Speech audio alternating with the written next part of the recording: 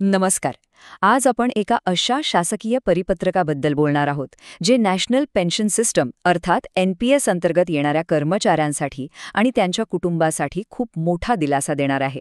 चला तर मग समजून घेऊया. तर हा एक असा प्रश्न आहे जो अनेक सरकारी कर्मचाऱ्यांच्या मनात होता.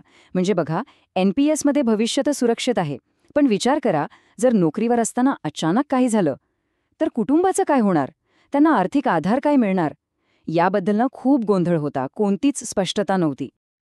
पण आता शासनाच्या एका महत्त्वपूर्ण निर्णयाने या सगळ्या चिंतेवर एक स्पष्ट आणि खरं सांगायचं तर अत्यंत दिलासादायक उत्तर दिलं आहे. हे बघा, हे तेच अधिकृत परिपत्रक आहे.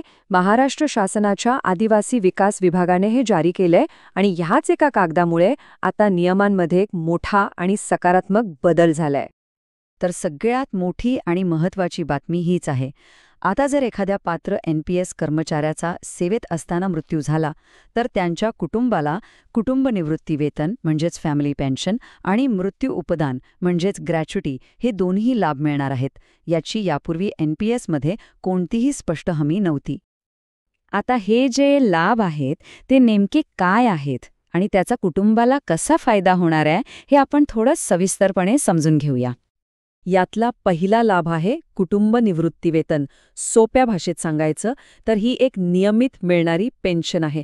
कर्मचाऱ्याच्या मृत्यूनंतर त्यांच्या कुटुंबाला दर महिन्याला एक ठराविक रक्कम मिळते, ज्यामुळे त्यांच्यावर अचानक आर्थिक संकट कोसळत नाही आणि घराचा गाडा व्यवस्थित सुरू राहतो. आणि दुसरा महत्त्वाचा लाभ आहे मृत्यू उपदान म्हणजेच डेथ ग्रॅच्युटी. ही एकदम मोठी रक्कम कुटुंबाला दिली जाते. अचानक आलेल्या मोठ्या खर्चांसाठी, जसं की काही कर्ज असेल किंवा इतर जबाबदाऱ्या असतील, त्यासाठी याचा खूप मोठा आधार होतो. आणि यातली सगळ्यात इंटरेस्टिंग गोष्ट काय आहे माहितीये?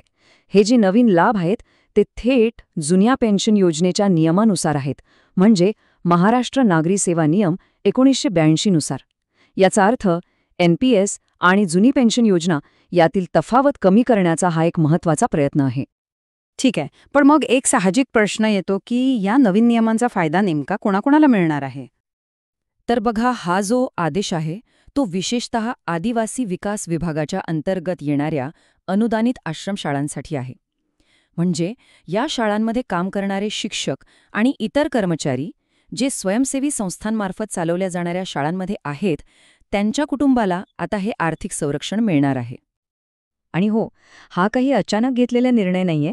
याआधी जिल्हा परिषद शाळा आणि इतर 100% अनुदानित शाळांमधील कर्मचाऱ्यांसाठी असेच नियम लागू झाले होते. आता त्याच धर्तीवर आश्रमशाळा कर्मचाऱ्यांसाठी सुद्धा ही सुविधा लागू करून एक प्रकारची समानता आणली आहे.